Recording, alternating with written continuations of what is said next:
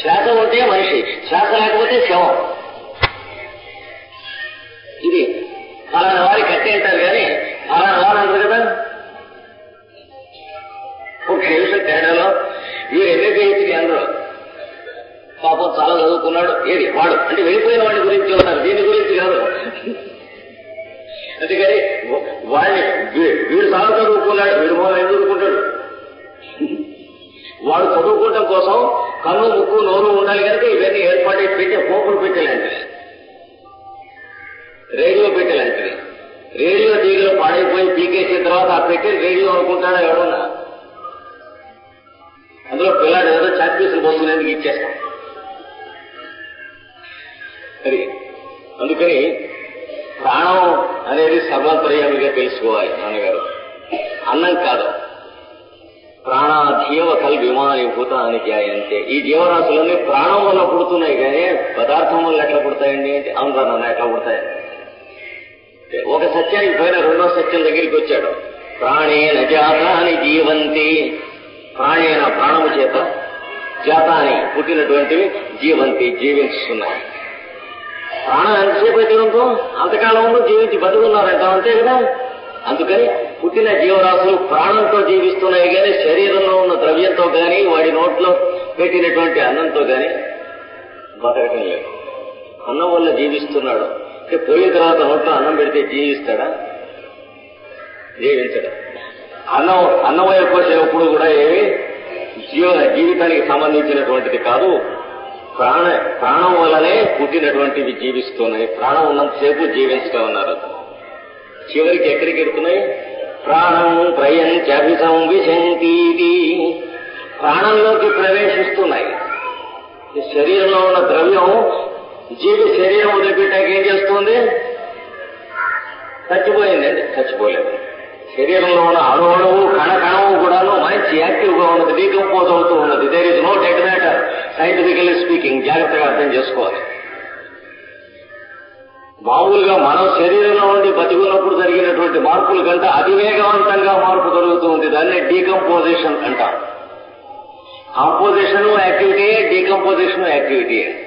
అదే మార్పు తేడా ఏంటంటే ఒక మున్సిపాలిటీయో కార్పొరేషన్ ఉన్నటువంటి సిటీకి అవి పగలగొట్టి ఎత్తేసి వాళ్ళని పంపించేస్తే ఉన్నటువంటి ఒక కొన్ని లక్షల మంది గుంపు అడవిలో ఉంటే ఆ గుంపుకి ఏటేడా ఉంటే అంతే. శవంలో శరీరంలో కొన్ని లక్షల మంది జీవకణముల గుంపు ఉంది. కానీ ఏ కణం వాడు ఆ కణమే జాగ్రత్త పడుతున్నాడు. ప్రకృతిలో ఉన్నటువంటి ద్రవ్యాన్ని దాని మూల ద్రవ్యంలోకి తెలపడం కోసం అని చెప్పి పితృదేవతలు అనబడు వాళ్ళు ఎక్కడికెక్కడ వేదీసి పారేస్తున్నారు. డీకంపోజిషన్. దాన్ని గురించినటువంటి సైన్స్ బోధపడటానికి మోడర్న్ బయాలజీ కాన్సెప్ట్స్ ఉన్నటువంటి వాళ్ళకి ఇంకొక 2.5 శతాబ్దులు పడుతుంది. వేదంలో ఉన్న పితృదేవతలు అంటే ఏమిటో తెలియటానికి. జ్వాలాకులుడు పాశ్చాత్యులకు 1 శతాబ్దం ఎక్కించాడు. చాలా మంది పితృదేవతలు అంటే ఏమిటో తెలిసిన వాళ్ళు ఉన్నారు. ఆ వాళ్ళు డీకంపోజ్ చేస్తూ ఉంటారు. కనుక body of a living man is active, the corpse is more active. అందులోనూ ప్రాణమే పనిచేస్తుంది, శవంలోనూ ప్రాణమే పనిచేస్తుంది. కనుక ప్రాణం ప్రయంతి, ప్రాణంలోకి ప్రవేశిస్తారు అన్నాడు. అభిసంవిశంతి, అందులో లీనమైపోతారు, కలిసిపోతారు. పదార్థం దేంట్లో కలుస్తుంది? ప్రాణంలో కలుస్తుంది. అదేమిటంటే పదార్థంగా ఉంటుంది కదా, ఉంటుందా? ఉప్పు ఫైన్గా పౌడర్ చేయండి, ఉంటుంది కదా. అది మన నాలుగు ఉప్పు కానీ దానికి అది ఉప్పు కాదు. పరమాణువుల్లో ఏముంది? మహాశక్తి. మహాశక్తిలో ఏముంది? మహాచైతన్యం. అంతేగాని ఎప్పటికప్పుడు మహాచైతన్యం దగ్గర నుంచి పరమాణువులు అణువులు జీవకణములుగా కట్టుకొస్తూ ఉన్నటువంటి తప్ప అందులో ప్రవేశించవలసిందే, అందులో చూస్తూ ఉండవలసిందే. కానీ ఇక్కడ శాశ్వతంగా ఏ పదార్థం ఉండదు. కుళ్ళి కలరా పుట్టి చచ్చిపోతాం ఉంటే. ఎవరి moment split second destruction of matter, construction of matter రెండు జరుగుతూ ఆ చైన్ యాక్షన్స్ ఈక్విలిబ్రియంలో ఉంటే మనం ఎరుగున్నటువంటి భౌతికమైన సృష్టి ఉన్నది. ఈ సైంటిఫిక్ కాన్సెప్ట్ కూడా మోడర్న్ సైంటిస్ట్ కి తెలిసేటప్పటికి ఇంకొక 1/2 శతాబ్ది పడుతుంది యూనివర్సిటీస్ లోకి ఎక్కేటప్పటికి. ప్రాణేన జాతాని జీవంతి ప్రాణం త్రయంత్యభిసంవిశంతి. ప్రాణంలో ప్రవేశించిపోతున్నది ద్రవ్యం అంతా కూడా నాన్నగారు. కనుక ద్రవ్యం ప్రాణంలోంచి వస్తూ ఉంది. ద్రవ్యం శరీరంగా ప్రాణం వల్ల జీవిస్తూ ఉంది. జీవులు ప్రాణంతో జీవిస్తున్నాయి. ద్రవ్యం ప్రాణం వైపుకు మళ్ళీ ప్రయాణం చేస్తూ ఉంది. ప్రాణంలో లీనం అవుతూ ఉంది.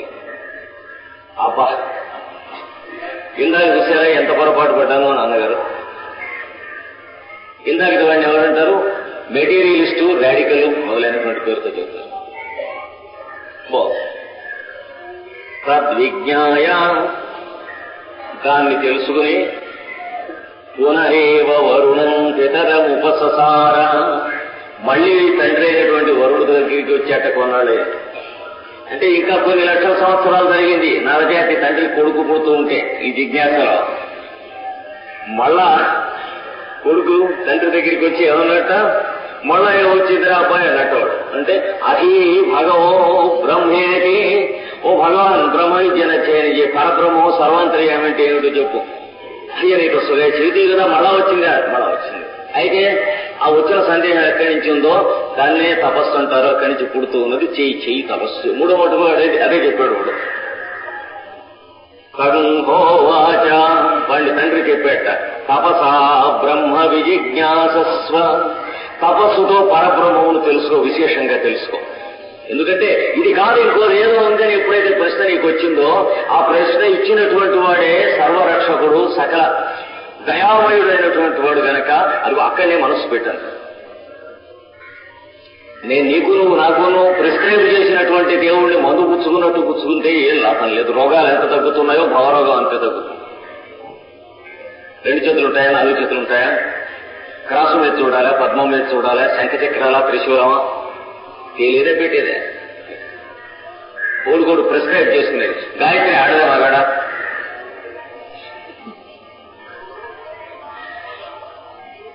కాదు, గాయత్రి ఆడదే అన్నాడు వేడంలో. తుప్పుగా కొట్టాడు. అంటే గాయత్రి శబ్దాల గురించి వాడు చెప్పాడు స్త్రీలింగం. మనం పొరగొక్కడు అడిగేది వచ్చావు. అంటే గాయత్రి అంటే స్త్రీ, ఆవిడ లేడీ అనుకున్నాడు. వాడు వేదంలో ఏం చేస్తూ ఉంటాడు, మనం అక్కడనే తప్పుదట్టు ప్రశ్న వేసేటోడికి వాడు తత్వంలోనో వేదాంతంలోనో చూస్తూ ఉంటాడు.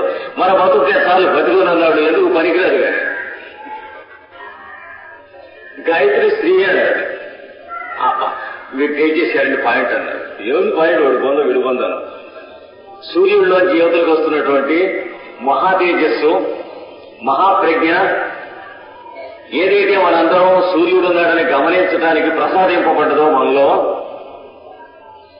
ఏదైతే ఇంద్రియాలు, మనస్సు మొదలైనటువంటి వాటిని పనిచేయించడానికి లోపల మన బుద్ధులను ప్రేరేపణ చేస్తుందో అని చెబుతుంటే అది ఆడదా మగాడైనట్టు మధ్యలేక అడిగేటువంటి వాడు మనకి లోపల బ్రెయిన్ కాక mind, bald mind. Head bald head అయితే తప్పు లేదు, మైండ్ బాల్డ్ మైండ్. చేత ఆ ప్రశ్నలు కావు అవి. తపస అప్పుడు మళ్ళీ తిరిగి వచ్చి తపస్సు చేశాక మళ్ళీ 3వ థీసిస్ కొట్టుకొచ్చాడు. ఏమన్నాడు? శ్వాస సరేనండి, కానీ మనం బ్రహ్మే దివ్య జ్ఞానాత్, అసలు బ్రహ్మ ఉందా లేదా అనేది దేంతో ఆలోచించాడు మనం? మనస్సుతో. అదే దానిపోయింది నడిపించాడు.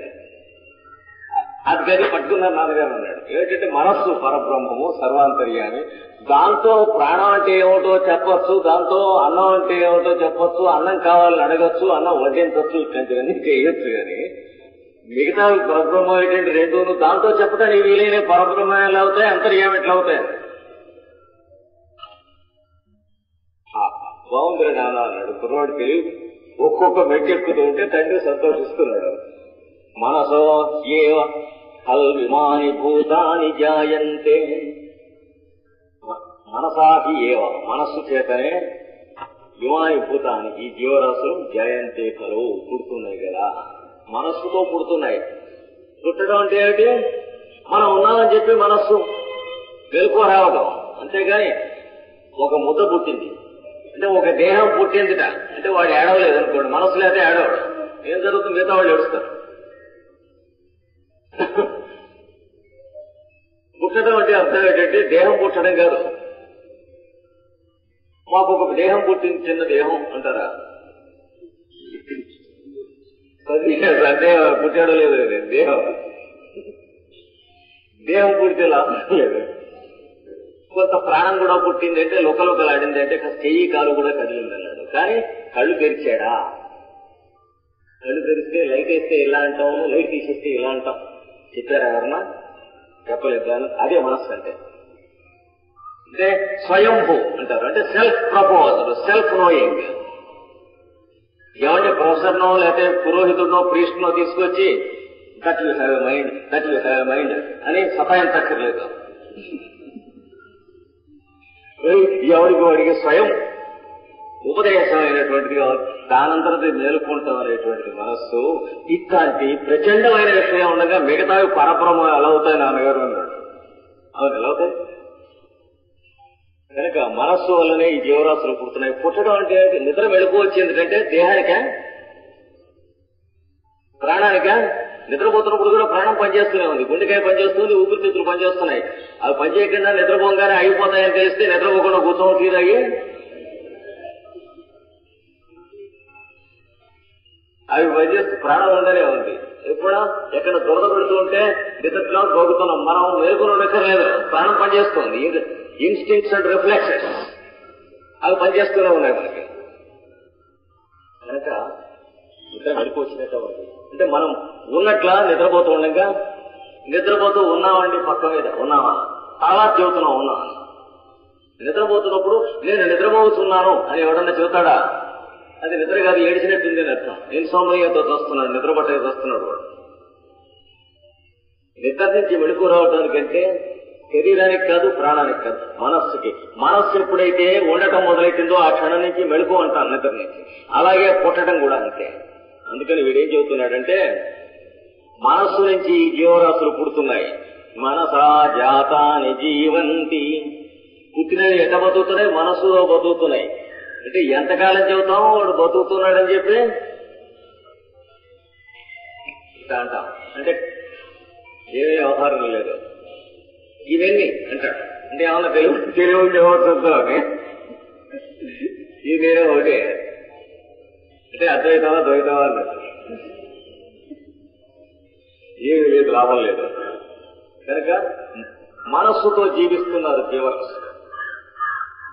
ఉండటం అంటే మనస్సుతోనండి. ఇంకా ఇక్కడ ఒక మట్టి ముద్ద ఉన్నది అని మనం అది ఉండదు, మనం అనుకుంటాం. కానీ అందులో ఉన్నటువంటి పరమాణువుల్లో ప్రతిదీ కూడాను మనస్సు చేతనే ఉంటున్నాయి. అది మనకు తెలియాలి. కొంచెం సైన్స్ లోకి డీపర్ గా వెళితే తెలుస్తుంది. అంటే 22nd century ఫిజిక్స్ లోకి, కెమిస్ట్రీలోకి వెళ్ళాలి.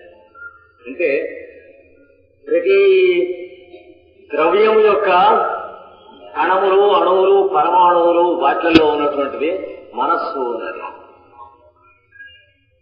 మనకు కనిపిస్తున్నటువంటి అది అస్తిత్వం కాదు, మనస్సు చేతనే అన్ని ఉంటున్నాయి. మన ప్రయంత్యభిసంవిశంతి, మనస్సులోకి ప్రవేశిస్తున్నాయి ఇవన్నీ. మనస్సులోంచి ప్రాణము అన్నము పుడుతున్నాయి, మనస్సునందు ప్రాణము అన్నము ఉంటున్నాయి, మనస్సులోకి ప్రవేశిస్తున్నాయి. ఇది నిగూఢమైనటువంటి శాస్త్రీయమైనటువంటి విషయం చెప్పాడు. అంటే mind is the origin of life and matter. ఇంకో 2 శతాబ్దాలు పోయిన తర్వాత అప్పుడు కూడా కొంత డిస్కషన్స్ తో చెప్పుకుంటారు మానవులు. Mind is the source of life force and matter.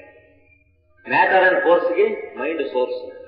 ఇప్పుడు అన్నట్లయితే బీకాయ ఎక్కువ చేస్తారు, మెటీరియల్ కోసుకుంటారు. వాళ్ళు బీకాయ పోయినాడు అనుకోండి, వాళ్ళు బీకాయ వాళ్ళు కోసుకుంటారు. మైండ్ లోంచి మ్యాటర్ రావటం అంటే మ్యాటర్ లోంచి మైండ్ వస్తుందంటాడు.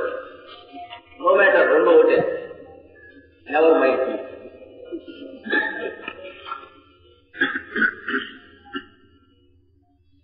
మన ప్రయంత్యభిసంవిశంతి, మనస్సును ప్రవేశించి మనస్సులో లేనో 2 కూడా దీనికి లోపు ఆ నాన్నగారు అన్నట్ట. తద్విజ్ఞాయ, దాన్ని తెలుసుకుని పునరేవ వరుణం పితరముపససార, మళ్ళీ తండ్రి అయినటువంటి వరుణుడు దగ్గరికి కొంతకాలానికి వచ్చాడు. మళ్ళా ఇంకేదన్నా కొత్త థీసిస్ ఉందా నాన్న అని అడిగాడు. వచ్చిందా అడిగితే అధీహి భగవో బ్రహ్మేతి నా చేత అధ్యయనం చేయించండి, ఇంకేదో మిగిలిపోయింది, మనస్సుని చిరావటం దిక్కుమాలిన దానిపైన ఇంకేదో ఉంది అని అనిపిస్తుంటే అయితే ఆ అనిపిస్తున్న దాన్ని ధ్యానం చేయి, తపస్సు చేయి.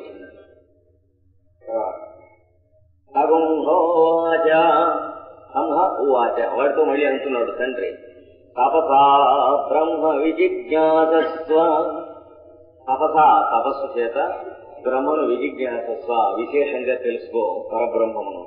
తపో బ్రహ్మేది, తపస్సే పరబ్రహ్మం అని ధ్యానం చేయి. మళ్ళీ వాడు సతపో తప్యత, మళ్ళా 10,000 దివ్యవస్తువులు తపస్సు చేశాడు. స తపస్తత్వ, తపస్సు చేసి విజ్ఞానం బ్రహ్మే దివ్యజానాత్, మనస్సుకి ఏం తెలిసిందండి?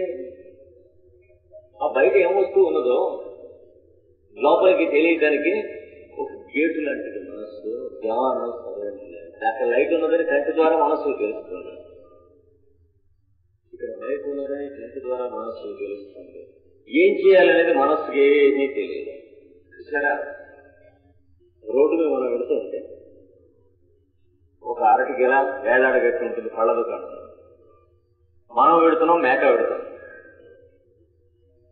మనస్సు రెండింటికి కామనే, అరటిగెల ఇద్దరికి కనిపిస్తుంది. అంతవరకే మనస్సుకి తెలిసింది.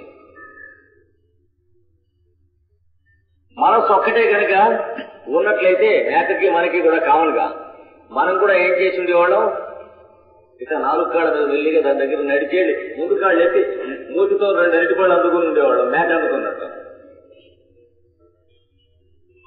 అప్పుడు ఆ పళ్ళ దుకాణం కూడా అందుకోబోతూ ఉండగానే అక్కడ ఇనపదుంటే అది పెట్టి ముట్టి మీద కూర్చోడు. మేకలు కొట్టినట్టే మళ్ళీ దాంతోనే కొడతాడు. మన యువతలు దిగి వచ్చి ఇంకో అరగంట మళ్ళీ నెక్స్ట్ రైలు వేసేవాళ్ళు, మేక చేసినట్టే. చాలా విషయాల్లో ఈ విజ్ఞానం అనేటువంటిది మనం ఉపయోగించగా ఇలాంటి ట్రయల్స్ చేస్తూ ఉంటాం. అంటే ఎక్కువ భాగం మనస్సునే ఉపయోగిస్తూ ఉంటాం. అంటే పెన్సిల్ చెప్పుకుంటాం, గడ్డం చేసుకుంటాం కూడా కత్తిపేటతో చేసుకున్నట్టు బతకించి.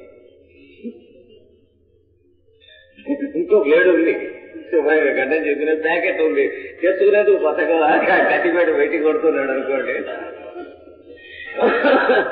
అలాగా రొటీన్ బతికేటువంటిది మనస్సునే ఉపయోగించుకునేటువంటి వాళ్ళు ఉన్నాం. ఒళ్ళు బతకం అంతకంటే ఇంకేం లేదు.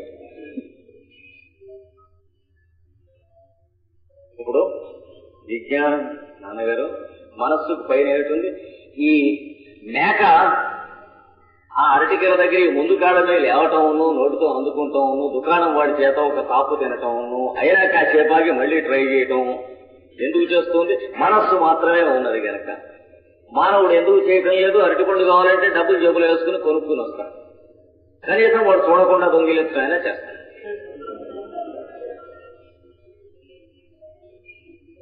మేక కంటే వీరి దగ్గర ఎక్కువ ఏదో ఉన్నట్టు తెలుస్తుంది కదా విజ్ఞానం. అయితే మేకలో విజ్ఞానం అసలు లేదా? ఉన్నది. మేకకు కూడా కెమిస్ట్రీ వచ్చు. లేకపోతే అది కూడా మనలాగే ఆక్సిజనే లభించి కార్బన్ డైఆక్సైడ్ లోపడుతుంది. మనకు కూడా కాలేజీలో జరిగే మాస్టర్ చెప్పే ముందు పుట్టుకతోనే ఆక్సిజన్ పీలుస్తున్నాం, పొరపాటున కార్బన్ డైఆక్సైడ్ పీలుతున్నారు, మొదలటం కార్బన్ డైఆక్సైడ్ వదులుతున్నాం. ఆ మాత్రం విజ్ఞానం అనేటువంటిది లోపల ఉన్నటువంటి విజ్ఞాన దేవతలని కోటాను కోట్లు శరీరంలో ఈ జీవకణములలో పనిచేస్తున్నటువంటి మహానుభావులు ఫిజిషియన్స్ ఉన్నారు. హీలర్స్ అంటారు వాళ్ళు. అశ్విని దేవతల యొక్క గణములు అని చెబుతారు వాళ్ళు. వాళ్ళ దగ్గర ఈ విజ్ఞానం అంతా ఉంది. కానీ ఈ జంతువు మనస్సు కింద వాళ్ళ కింద టెలిఫోన్ కనెక్షన్స్ లేవు. మేకకి లేదు. మేక శరీరంలో ఉన్నటువంటి అణు అణువునకు కణ కణమునకు సమస్త విజ్ఞానం ఉన్నది ఆపాదమస్తకం. లేకపోతే దానికి శరీరంలో ఆరోగ్య శాస్త్రం కానీ, ఆహారం జీర్ణం అవటం, పరిణామం అవటం, కడుపులో ఆమ్ల రసములు, కాలేయము మొదలైన పనిచేయట్లే. కనుక మానవుడికి తెలిసిన సైన్సులు, ఇంకా తెలియాల్సినటువంటి సైన్సులు అన్ని లోపల శరీరంలో, మేక శరీరంలోనూ పనిచేస్తున్నాయి, కుక్క శరీరంలోనూ పనిచేస్తున్నాయి, మనిషి శరీరంలోనూ పనిచేస్తున్నాయి. కానీ ఈ శరీరంలో ఉంటున్నటువంటి వాడు ఉన్నాడు చూడండి, దేహి లేక జీవి అనేటువంటి వాడు, వీడితో వాళ్ళకి టెలిఫోన్ కనెక్షన్ లేదు. ఎందుకు పెట్టుకోలేదంటే వీడితో ఏదో న్యూసెన్స్ అని. వాళ్ళ పని వాడు చేస్తూ ఉండగా వీడేం చేస్తాడు, ఊరికే టెలిఫోన్ చేస్తూ ఉంటాడు. హలో సార్, ఏమిట్రా నాయన అంటే బయటికి పోయి మీకు కుక్క కావాలి సార్ అని అడుగుతుంటాడు. యోగక్షేమం వాడాడు లక్షణం. ఏం లేదంటే ఊరికే మార్నింగ్ ఒక ఫోన్ చేస్తాను.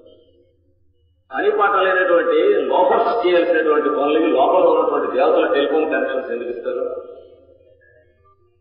కనుక ప్రతి లోపలికి ఇవ్వరు, మానవుల్లో కూడా మెల్లిగా ఇస్తారు. అంటే వీడికి అర్హత వచ్చిన కొద్దీ ఇస్తారు.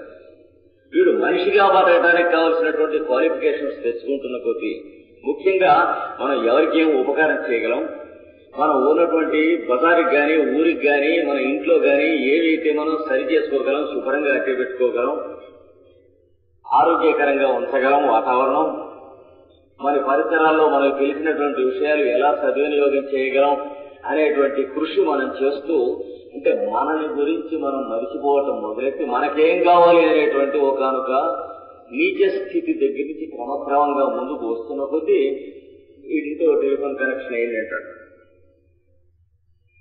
అప్పుడు వాళ్ళకి మనకి ఆ టెలిఫోన్ కనెక్షన్ చేస్తే తెలిసినవే మొట్టమొదట శాస్త్రజ్ఞుడు కెమిస్ట్రీ కనిపెట్టడం, మొట్టమొదటి శాస్త్రజ్ఞుడు ఫిజిక్స్ కనిపెట్టడం మొదలైనవి. తర్వాత మిగతా అంతా టెక్స్ట్ బుక్స్ చదువుకున్నటువంటి వాళ్ళే కదా ఈ ప్రొఫెసర్స్ కానీ, స్టూడెంట్స్ కానీ, లెక్చరర్స్ కానీ, డెమన్స్ కానీ. అంటే ఆ మొట్టమొదటి కనిపెట్టినటువంటి వాడు ఆర్కిమిడిస్ ప్రిన్సిపల్ ఎవరు రాశారు అంటే టెక్స్ట్ బుక్ రాసినవాడు. అంటే మొదట ప్రింటే చేశాడు అన్నాడు సృష్టిలో. అది కాదురా, ఆ టెక్స్ట్ బుక్ లోకి ఎక్కడి నుంచి కాపీ చేశారు అంటే అంతకు ముందు టెక్స్ట్ బుక్ ఉంటుంది, వెంకటాచార్య టెక్స్ట్ బుక్ అని ఉంటుంది అతను.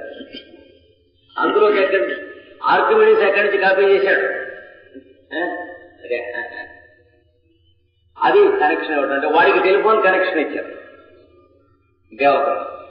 అప్పుడు వచ్చిన ప్రిన్సిపల్ పాశ్చాత్యులు కనుక కనిపెట్టిన వాడి పేరు పెట్టారు ఆర్కిమిడిస్ ప్రిన్సిపల్. భారతీయులు కనుక అయినట్లయితే కనిపెట్టిన వాడు పేరు పెట్టడం తేడా ఉంటుంది. అవగాడ్రోస్ హైపోథసిస్ వాడి పేరు ముందు ఉంటుంది పాశ్చాత్య సంప్రదాయం. కనుక విజ్ఞానం అంటే అర్థం అది. లోపల ఉన్నటువంటి దేవతల దగ్గర ఉన్న సమస్త విజ్ఞానానికి శరీరంలో ఉన్నటువంటి జీవికి ఇచ్చిన కనెక్షన్ అన్నమాట. వీడికి కన్ను తెరవడం ఇది పరబ్రహ్మం అవుతుంది కానీ మనస్సు ఎలా అవుతుందండి? దీనికోసం ఉరికే ఉట్టి బ్యాక్గ్రౌండ్ లాగా సినిమా తెరలాగా పెట్టినటువంటిది సినిమా అవుతుందా? మనస్సు సినిమా తెర లాంటిది, దాని మీద వేయబడుతున్న సినిమా లాంటిది విజ్ఞానం. పెట్టాడు తర్వాత పాయింట్ పెట్టాడు ఈ ప్రభువు గారు. అంటే విజ్ఞానం బ్రహ్మే దివ్యజాన, విజ్ఞానము బ్రహ్మ అని తెలియవలేను. తెలుసుకుంటాం అనేది పరబ్రహ్మం. ఇదే సరే తెలుసుకుంటాలో ఉంది. అంటే విజ్ఞానాధ్యేవ కల్విమాని భూతాని జాయంతే, విజ్ఞానం వలననే విజ్ఞానము నుండియే ఈ జీవరాశులు పుడుతున్నాయి కదా. అంటే తల్లి గర్భంలో జీవుడు పడుతుంది. జీవుడు ఇట్లు పడుట అనే విజ్ఞానం మీద ఆధారపడి కదా అక్కడ ఉన్నటువంటి దేవతలు పనిచేస్తూ ఉన్నది. The chemistry of fertilization, the biology of fusion, జీవకణములు, స్త్రీ కణము, పురుష కణములు అంటే శుక్ల శోణితములు అంటారు ప్రాచీన శాస్త్రజ్ఞులు. వాటిని అవి గర్భమునందు కలయిక చెంది సమ్మేళనము చెందుట. మిగతా చోట్ల కలవటం లేదు. అవే పదార్థాలు పెట్టినా సమ్మిశ్రం అయితే కలవదు, సమ్మేళనం అయితే కలుస్తుంది. సమ్మేళనం అంటే సింథసిస్, సమ్మిశ్రం అంటే అడ్మిక్స్చర్. ఉప్పు పంచదార కలిపి సీసాలో పోసినా కలవదు. గ్లాస్ నీళ్లలో కాస్త ఉప్పు కాస్త పంచదార వేస్తే కలిపి, అది తేడా. కనుక సమ్మేళనము జరిగినటువంటి చోట స్త్రీ పురుష కణములు ఒక జీవికి శరీరంగా నిర్మాణం అవుతున్నాయి. అప్పటి నుంచి వాడి పని యాక్టివ్ గా ఉన్నాడు. శరీరాన్ని నిర్మాణం చేస్తున్నటువంటి దేవగణములు కోట్ల తమాషగా యాక్టివ్ గా ఉన్నాయి 9 మాసాలు కూడా. మాకు పుట్టాడండి అంటారు తెలియక పిల్లడు. మా అబ్బాయి అటపట వాయించి చంపేసి సాగుతూ ఉంటారు కూడా. ఏదో అలా కొడతారు అంటే మా అబ్బాయిని మేము కొడతాను, కోసు తింటాను, చంపేస్తాం మీకే ఉంటారు. కానీ మన అబ్బాయి కాదు. ఉపనయనంలో అదే చెప్తారు. ఓ బ్రహ్మచారి, ఓ కుర్రవాడా, కశ్య బ్రహ్మచారి, నువ్వు ఎవరబ్బాయి ఎవరా నాయన అని అడిగాడు. అంటే వాడు ఏమని చెబుతాడు, అగ్నిహోత్రస్య బ్రహ్మచారి, నేను అంతర్యామి అగ్నిహోత్రుడు అనే పేరుతో అనుకుంటే వాడి తాలూకు పిల్లవాడిని అండి. తెలియాలి, లోపల శరీరాన్ని నిర్మాణం చేసినటువంటి ముక్కోటి దేవతలు ఉన్నారు, వాళ్ళ పిల్లలు గాని మనం తల్లిదండ్రుల పిల్లలు కాదు. ఊరికే చెంపు మీద పేరేయించుకుంటే అది చెంపుకి ఎంతవరకు చెందుతుందో మీ తల్లిదండ్రులకి పిల్లలకి అంతే. రాగి చెంపు పేరేయించుకుంటే రాగికి ఎంతుందా, అది ఎప్పుడు విరాగే. ఈ పేరు దాని మీద అంటదు, మళ్ళీ కరిగించేటి పేరు ఉండదు. ఎందుకంటే పేరేయించుకుంటాం, 5 రూపాయలు పెట్టి పేరేయించుకున్నాడు రాగి. ఏం చేద్దంటే దొంగ ఎత్తుకుపోకుండా ఉంటారు. దొంగ ఎత్తుకుపోతే మీ పేరు కనిపించేది పట్టుకుంటాడా? ఇంకా వారికి కావాల్సిన ఎంత ఉంటుంది వారికైతే. చెప్పు జాగ్రత్తగా చూసుకోవాలి. కానీ పేరే ఇచ్చినంత మాత్రాన మీకు కానీ మీ తరఫున పనిచేస్తున్న పోలీసులకు కానీ ఇట్లా కార్పొరేట్ పట్టుకుంటాడు. అందుకని విజ్ఞానం ఏ లెవెల్లో ఆ లెవెల్లో పనిచేస్తుంది. జీవరాశులు పుట్టడం కూడా విజ్ఞానం నుంచే పుడుతున్నాయి. విజ్ఞానేన జాతాని జీవంతి. పుట్టినటువంటి వాళ్ళు దేని వల్ల బతుకుతున్నారు? మంచి చెడ్డ తెలియడం వల్ల బతుకుతున్నారు. నిత్యము అనిత్యము తెలియటం వల్ల బతుకుతున్నారు. సత్యము అసత్యము తెలియటం వల్ల తెలుసుకుంటాం వల్ల తెలుసుకుంటున్నారు. ఎలా తెలుసుకుంటున్నారు అంటే ఒకళ్ళకొకళ్ళు చెప్పి, అది ఊరికే బాహ్యమైన నిమిత్తం మాత్రమే. గోడకి చెప్పండి, ఏం లాభం లేదు. వినటానికి స్వీకరించడానికి కావలసినటువంటి వాడు లోపల ఉంటే అప్పుడు ఒకరికొకటి చెప్పడం కేవలం నిమిత్తం అవుతుంది. నీటితే పాడచ్చు, పాట వస్తుంది అంటే అది వీణైనప్పుడే. లేకపోతే దీన్ని ఏమిటండి, అలాగా పుట్టినటువంటి వాళ్ళు విజ్ఞానం చేత జీవిస్తూ ఉన్నారు. విజ్ఞానం త్రయంత్యభిసంవిశంతి. విజ్ఞానంలోకి త్రయంతి అంటే ప్రవేశిస్తున్నారు, అటు పక్కకు ప్రయాణం చేస్తున్నారు. అభిసంవిశంతి అభిముఖముగా ప్రవేశిస్తున్నారు విజ్ఞానంలో. అంటే చిట్ట చివరికి మన అజ్ఞానం చేత ఇష్టం లేక ఒక్కొక్కప్పుడు ఇంకో 10 రోజులు బతకడానికి ప్రయత్నం చేసి ఇంజక్షన్లు అవన్నీ అమెరికా నుంచి చేయించుకున్నాం. లోపల ఉన్న జీవుడికి విజ్ఞానం ఉంది కనుక ఈ పాకి బండి వంటి శరీరంలో ఇంకా ఎన్ని గంటలు ఎన్ని నిమిషాల కంటే ఉండకూడదని వాడు నిర్ణయిస్తాడు. ఈ మనస్సు అనేటువంటి వాడు ఉన్నాడు చూడండి, వాడికి దీనికి వీడికి టెలిఫోన్ కనెక్షన్స్ చిన్నగా ఉండవు. అంచేత వీడు ఇంకా కొంతకాలం ఇందులో ఉంటే బాగుండు. ఎందుకు అని అడిగితే ఏదో పెళ్ళ పిల్లల్ని చూసుకుంటూ ఉంటాం, ఇంకో 10 ఏళ్ళు ఉంటే అసలు కూడా అడ్డం పడుతూ ఉంటుంది, ఉండదు. శ్వాస పైకి ఎక్కడానికి కానీ నిత్యాన ఇక దిగనివ్వరు. దేవదూతలు కింద నుంచి మండుతున్న కాగడాలు పెట్టి అంటిస్తూ ఉంటే ఎక్కుతాడు మెట్లు. అంటే శ్వాస పైకి ఎగశ్వాస కానీ ఇంకా దిగశ్వాస ఉండదు. అట్లాంటప్పుడు కూడా భార్య వంక చూస్తూ పిల్లల వంక చూస్తూ ఏదో ఆ పసిదాని పెళ్లి అయిందాకా ఉంటే ఇవన్నీ సంబంధించకుండా అక్కడికి కత్తిరించేటువంటి వాడు ఇప్పుడు ఎందుకు కత్తిరించుకుంటున్నాడు? విజ్ఞానం వల్ల కత్తిరించుకుంటున్నాడు. కనుక విజ్ఞానం వల్లనే త్రయంతి అభిసంవిశంతి. తద్విజ్ఞాయ దాన్ని తెలుసుకున్నాడు, చక్కగా తెలుసుకున్నాడు. ఓ విజ్ఞానం అంటే ఇది పరబ్రహ్మము లేక సర్వాంతర్యామి అనగా విజ్ఞానము. పునరేవ వరుణం పితరముపససార. మళ్ళా కొంతకాలం అయ్యేటప్పటికి బాగున్నది. అన్నమయ కోశం ఎలా పుట్టిందో చూచాం, అది అంతర్యామి అనే పాజిబిలిటీ చూచాం. ప్రాణమయ కోశం ఎలా పుట్టిందో చూచాం, అది అంతర్యామి అయితే అనే పాజిబిలిటీ చూచాం.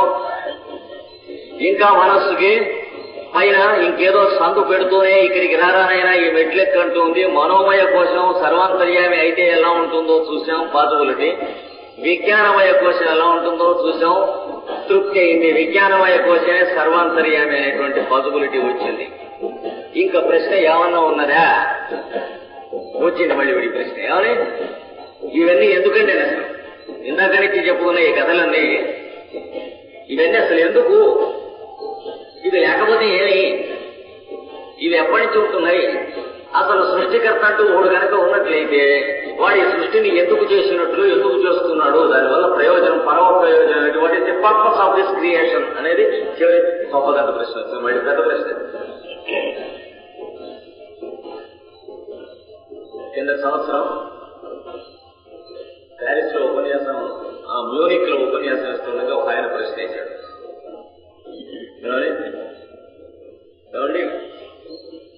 అసలు సృష్టికర్తయే ఉంటే ఉడుగుది వర్జాలంటే ఉడికి సృష్టికర్తకి